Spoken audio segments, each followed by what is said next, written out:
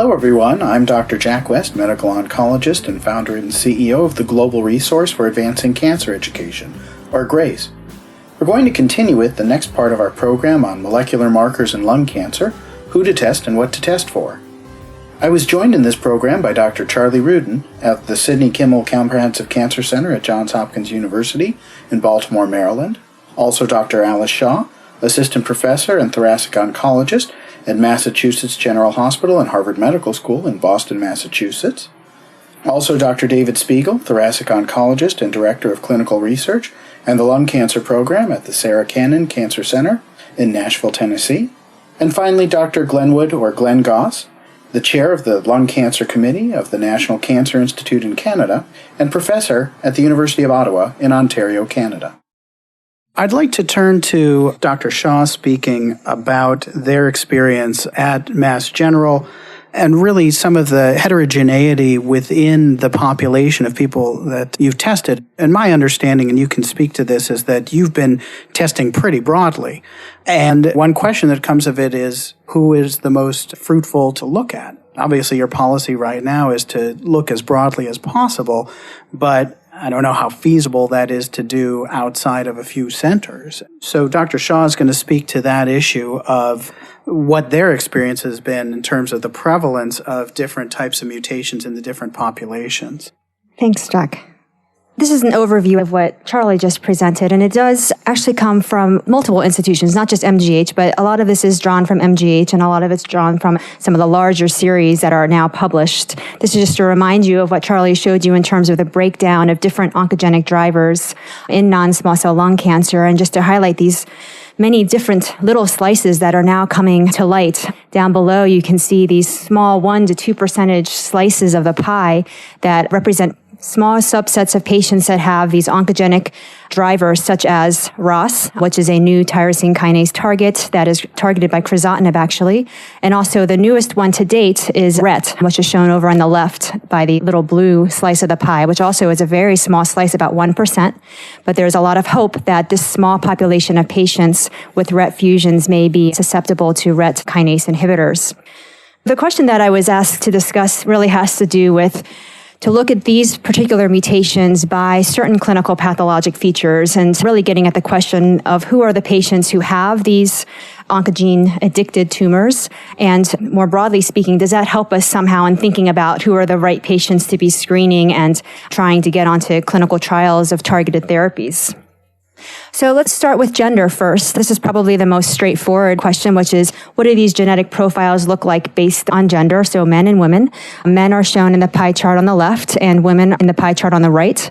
What you can see is that actually the breakdown of some of the mutations, I didn't show all of them, but some of the mutations are fairly similar with a few exceptions. Most of this data shown here is from the MGH dataset, and here at our institution, we do see more women than men that have KRAS mutations. I think that was different in the LCMC. We also do see more women than men with EGFR mutations, which is very well established. But in terms of the other oncogenic drivers like ALK and BRAF and ROS, they're fairly similar in both men and women. What about smoking history? Well, smoking history, as we were just discussing, is a clinical feature that is very strongly linked to some of these oncogene-addicted cancers. And shown here is, I think, a pretty striking example of how significant smoking status can be in terms of the genetic profiles that we see. Shown on the left is a pie chart of patients at our institution who were former or current smokers, and that's compared with patients on the right who are never smokers. What you can see is a very clear shifting in the distribution of these oncogenic drivers. In particular, KRAS mutations, as you heard from Dr. Rudin, are much more common in patients with a smoking history, as shown on the left, compared to patients who have a never smoking history. And in contrast, the mutations that many of us know about, such as EGFR, which has been long associated with never or light smoking status, is clearly enriched in our never smokers, as shown by the red slice of the pie. And of course, ALK and ROS are the newer oncogenic drivers that are also associated with never smoking history. And what you can see here, I put the numbers on, is that the EGFR, ALK, and ROS subsets, just as an example, go significantly up when you now look at a subset of our patients who have a never smoking history compared to all of the patients who have either a former or current smoking history. About ethnicity. Well, ethnicity is a little bit more difficult. And actually for this, I had to draw data from other studies because in Boston, we have a very Caucasian predominant population of lung cancer patients. So this is data on the left of Caucasian never smokers from our institution. And then I've drawn data from a couple of studies from Asia, China and Korea, looking at Asian never smokers. So we're specifically focusing in on the population of never smokers that are either of Caucasian descent on the left or Asian descent on the right. And again, you can see a very distinct shift in the spectrum of oncogenic mutations that we see. In particular, EGFR mutations, which again have long been associated with Asian ethnicity, never smoking status, female gender. You can see that very clearly shown here, where 75% or 3/4 of Asian never smokers actually are found to have EGFR mutations. And that's in contrast to about 1/4 of the Caucasian patients that we see at MGH. The other oncogenic drivers, we don't see such a dramatic change. I would say KRAS mutations are a little bit less common in Asian compared to Caucasian never smokers. The other ones are pretty similar in terms of ALK and ROS frequency, and that's shown in the green and the purple slices of the pie.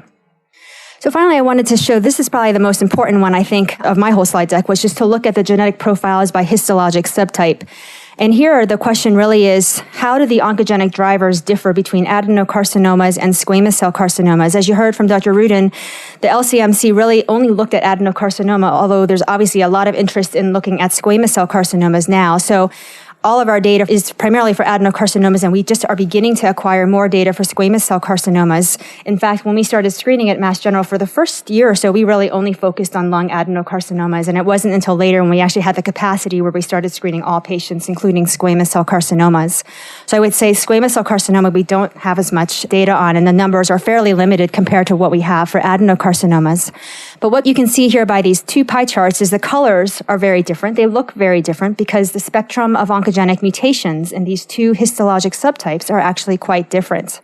So shown on the left is the adenocarcinoma pie, which you've now seen before. And now look at the squamous pie. It's very, very different because the oncogenic mutations are different. So you can see that there are things that you haven't even heard us mention yet, such as FGFR amplification and DDR2 kinase mutations, PDGFR amplification. And again, these define specific subsets of squamous cell patients who may actually then benefit from targeted therapies aimed at those specific targets. So we're very interested in pursuing these targets in squamous cell in particular because so much more work needs to be done in this particular subgroup of patients.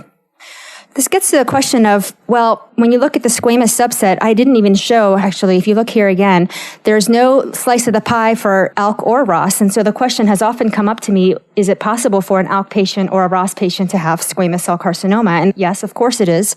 But this pie chart doesn't reflect it because the numbers are just so small. So to look at that question a little more, I looked at all of the ALK patients that we've actually seen at MGH over the last few years. It's about 117 or so patients. And I looked at their histologies. And what you can see is that the vast majority of our ALK-positive patients do have adenocarcinoma histology, about 92%.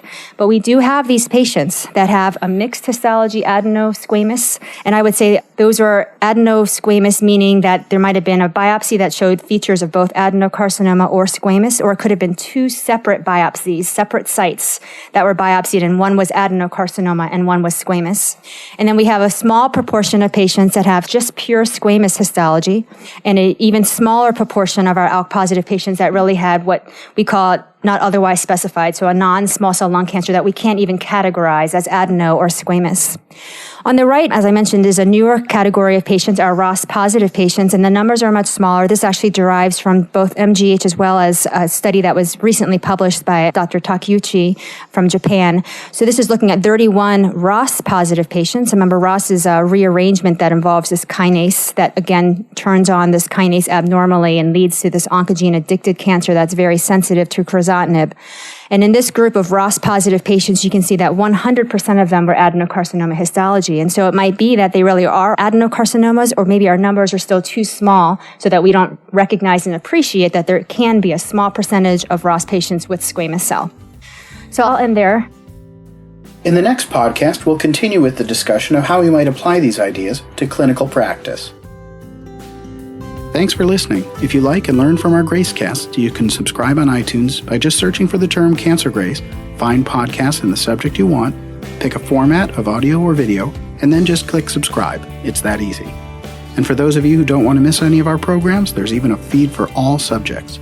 You can also find us on YouTube at Grace for Cancer Info, and that's the number 4 in one word, Grace for Cancer Info. Finally, if you haven't been there yet, please check out our Grace website at www.cancergrace.org. And don't forget that donate button in the upper right. Our content, which helps tens of thousands of cancer patients around the world every month, is made possible by your support. Thanks again.